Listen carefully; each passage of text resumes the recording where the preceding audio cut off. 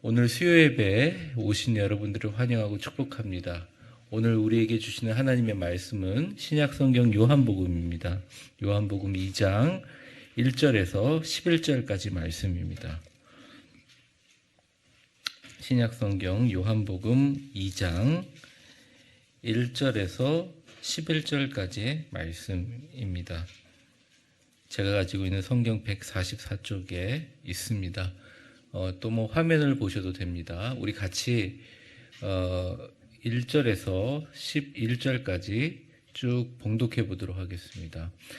사흘째 되던 날 갈릴리 가나에 혼례가 있어 예수의 어머니도 거기 계시고 예수와 그 제자들도 혼례의 청함을 받았더니 포도주가 떨어진지라.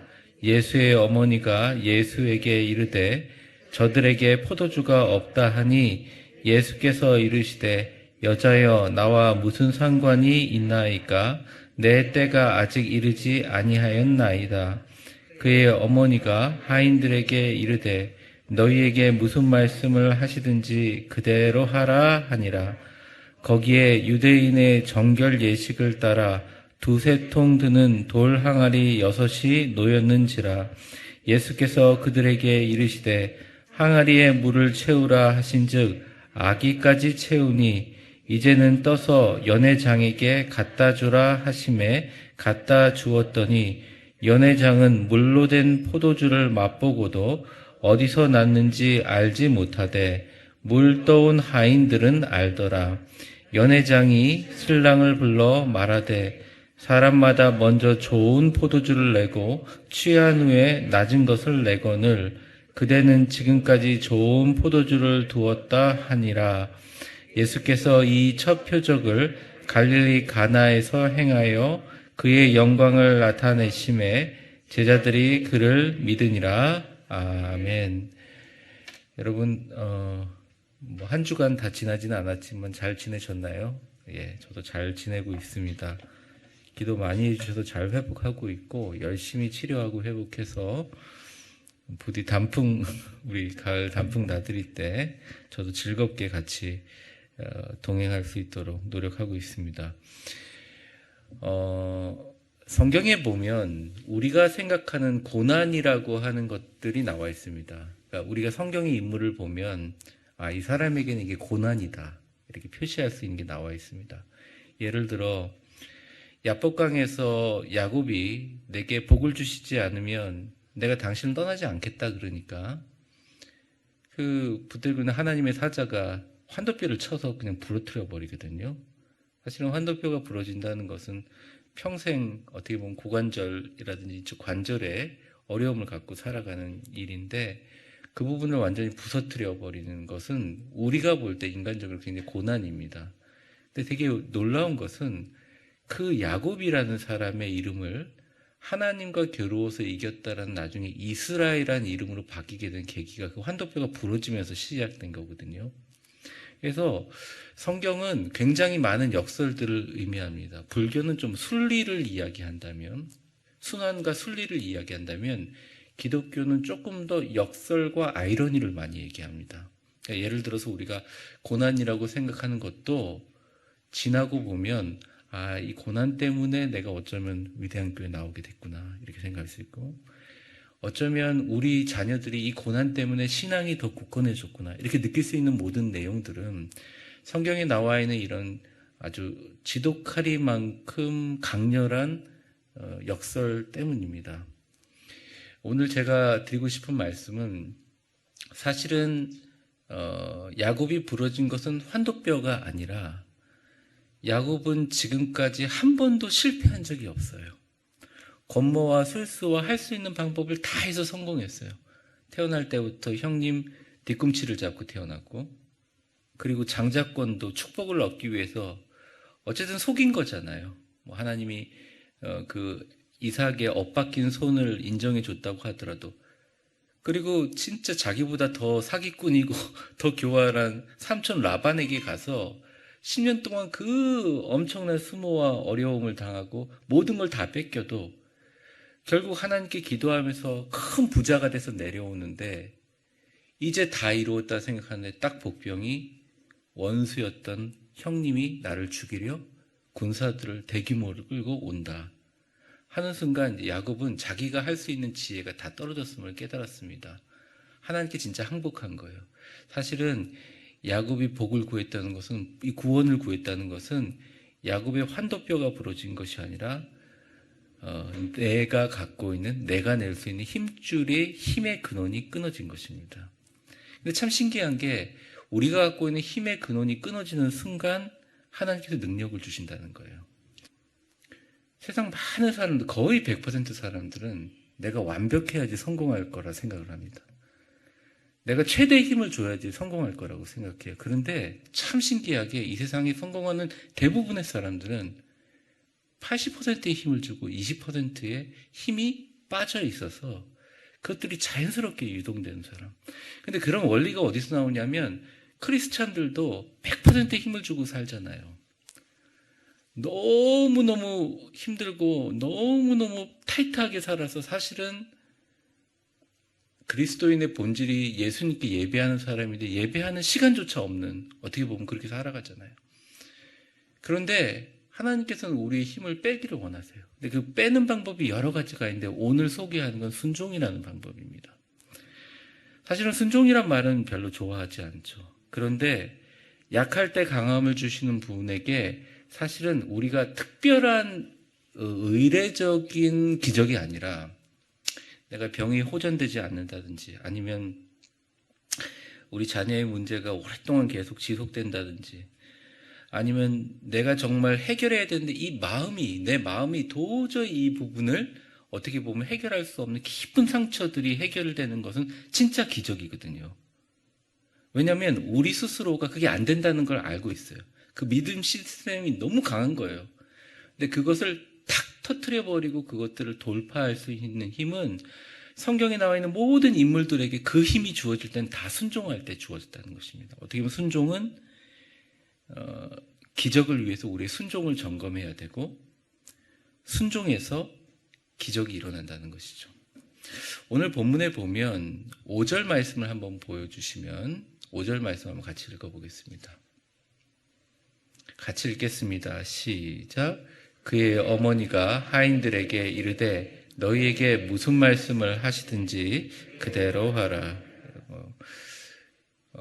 이제 사실은 이 하인들이라고 할 때 이 본문을 가지고 이제 주일학교 설교를 할 때 약간 오해가 되는 게 포인트가 두 가지가 있습니다. 첫 번째 뭐냐? 예수님이 되게 어릴 적에 일어난 기적이라고 생각해요. 이건 굉장한 오해입니다. 여기 보면 2절에 보면 예수와 그 제자들도 혼례의 총함을 받았다. 이미 예수님이 제자를 거느릴 때는 언제예요? 다 큰 성년이고 어떻게 보면 성육신의 삶을 감당할 때 30살이 넘었을 때 아닙니까? 그리고 두 번째 이 큰 오해가 뭐냐면 여기서 하인들이 노예로 알아요. 많은 분들이. 여러분 그 신성한 결혼식에 뭐로 노예를 고용합니까? 노예라는 말과 일꾼이란 말은 헬라어 자체가 달라요. 노예라는 말은 사실은 우리가 종이라고 쓰고 있는 둘로이라는 말이고 여기서 일꾼이라는 페페레데스라는 말인데 자발적으로 봉사하는 뭐라고 하나요? 자발적으로 봉사하는 그런 인원들 있잖아요. 무슨 남양주 행사, 구리시 행사 그럼 자발적으로 자기들이 조금 돈을 받고 봉사하는 일꾼들 있잖아요. 그런 일꾼들인 거예요. 그러니까 이 사람이 예수님의 말씀에 순종할 수 있는 어떠한 이유도 없는 거예요. 그런데 거기서 나오는 do whatever he tells you. 그가 말하는 그대로 뭐든지 다 하라. 그의 어머니가 얘기했을 때 5절에 보면 끝에 뭐라고 나와 있습니까? 그대로 하라 하니라 하고 나서 여기 있는 모든 하인들이 그대로 했다는 거예요. 기적에는 선결 조건이 있습니다. 기적을 선포하는 건 되게 쉬워요. 근데 그 기적이 선포되는 과정 가운데 철저한 우리의 순종이 있어야 된다는 것입니다. 주님, 우리 가정에 재정적인 축복이 일어나게 해주십시오. 선포하는 것은 쉬울 수 있어요. 물론 그것까지 선포하기까지 못하는 마음이 아픈 분들이 있지만 그런데 그 과정에 반드시 일어나야 될 것이 실천하는 사람들, 순종의 마음이 있다는 것이죠. 그 제자도라는 책에 보면 이런 말을 합니다. 제자도라는 것은 왜라는 것을 십자가에 못 박아야 된다. 헬레니즘 문화는 왜에 대해서, 이유에 대해서 이야기하지만 헤브라이즘, 그러니까 소위 말하는 히브리적인 믿음은 정말 말 그대로 믿는 거죠. 마틴 루터가 이런 얘기했죠. Your God is too small. Let God be God. 너희 하나님은 너무 작다.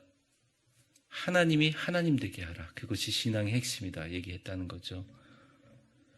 하나님은 우리에게 어려운 일을 맡기지 않습니다. 불가능한 일을 맡기십니다. 우리가 생각해서 어렵다고 생각하는 일을 맡기지 않으세요. 어려움은 극복하려고 그러거든요, 우리가. 근데 하나님은 우리에게 불가능한 일이 없어요. 그래서 우리가 기도하러 나오는 사람들은 나에게 대책이 없다고 인정하고 나에게 대책이 없다고 딱 엎드리고 겸손하는 순간, 그 순간 하나님이 역사하는 자리가 거기서 시작된다는 것입니다. 에스겔서 37장에 보면 이 뼈가 능히 살겠느냐라고 물어볼 때 하나님의 영의 목소리가 이렇게 대답합니다. You alone know the answer to that. 그 대답은 당신만이 알고 있습니다. 그러니까 에스겔도 고백하는 거예요. 어떻게 해요? 이거는 이 뼈가 살아나지 않을지 뭐 어떻게, 하나님만이 아는 거죠. 우리 교회, 여러분의 가정, 우리의 생명 모두 다. 그래서 여러분, 신앙생활에 불안한 요소가 생기고 또 그것을 쉽게 절망하지 않아야 될 것은 사실은 신앙생활은 끊임없는 모험과 그것을 통해서 납득되지 않는 것들을 하나님으로 인해서 믿어가는 과정을 통해서 성숙할 뿐만 아니라 단단해져 간다는 것이죠.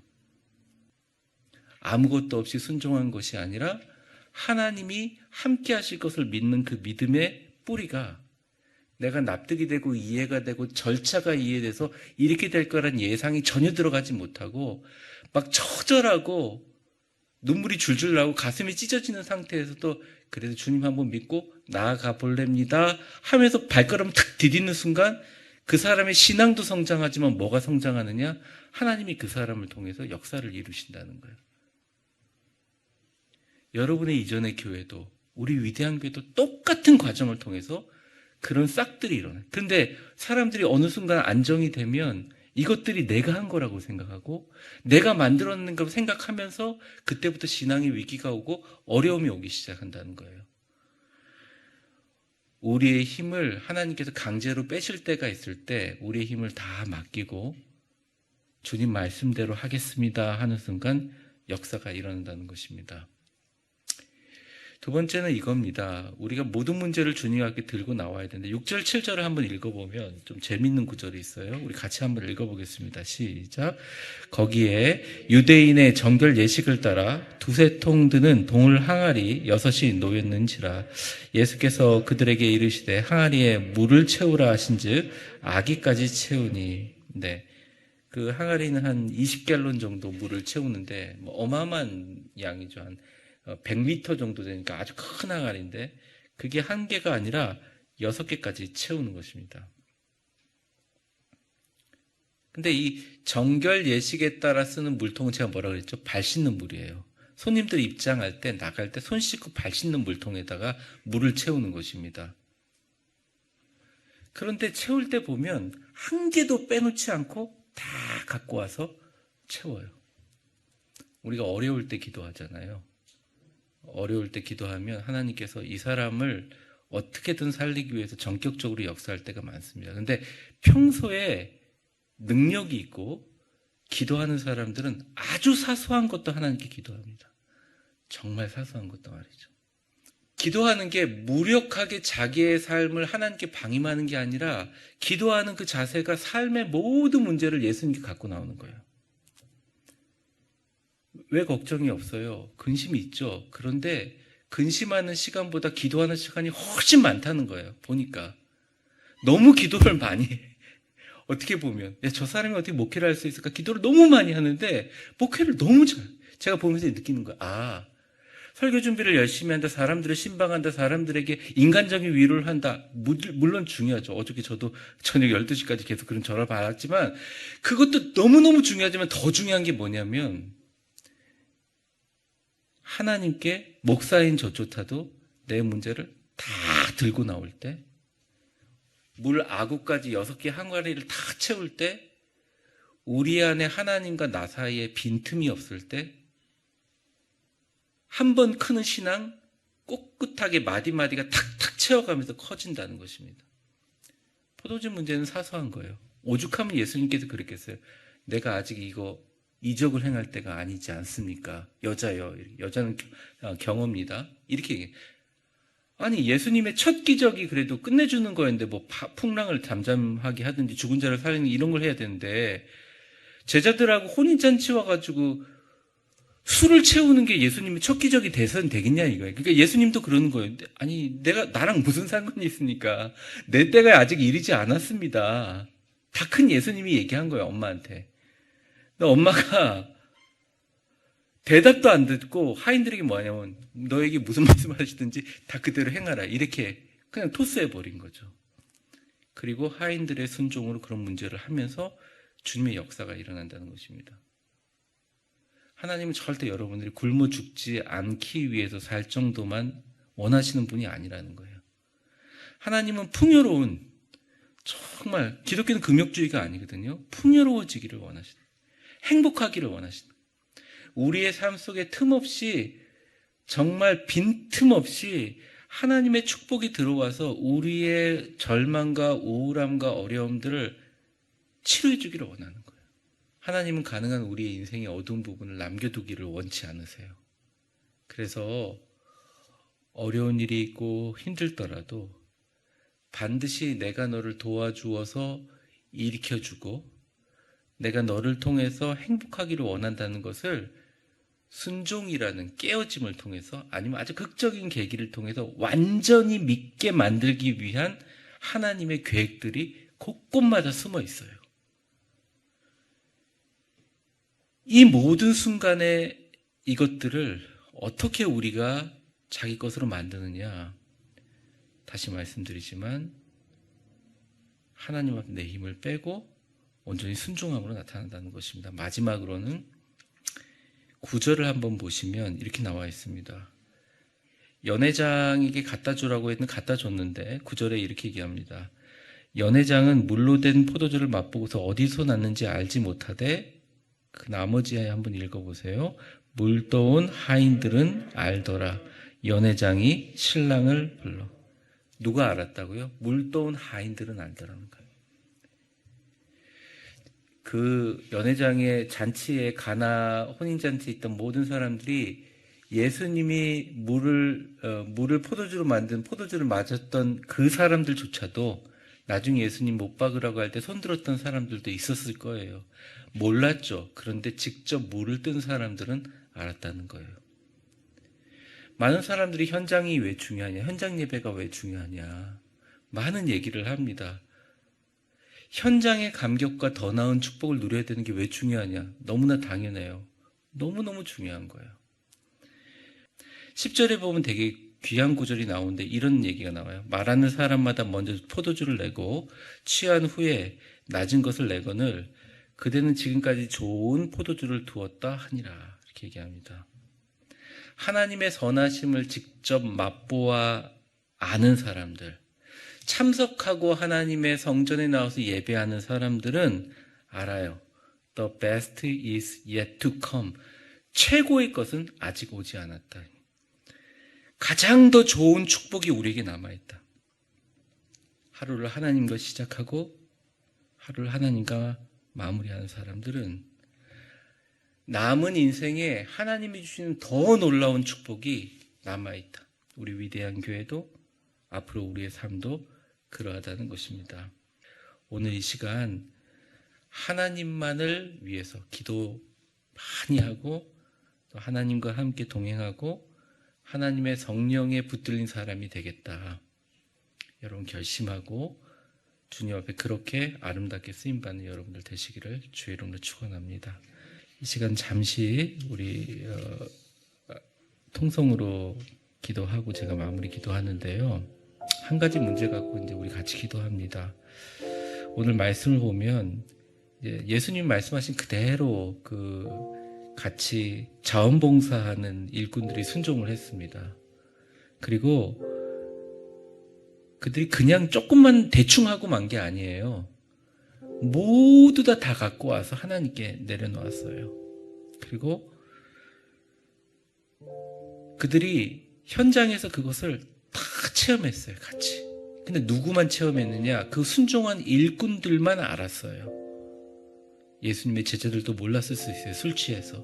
그런데 그 물을 떠온 일꾼들만 알았다는 거죠. 저는 그런 생각합니다. 우리 교회가 그런 일꾼들 같은 교회가 됐으면 좋겠다. 왜냐하면 인생 살아가면서 무슨 문제가 어떻게 일어날지 모르고 우리 몸은 참 신비롭잖아요, 사실은.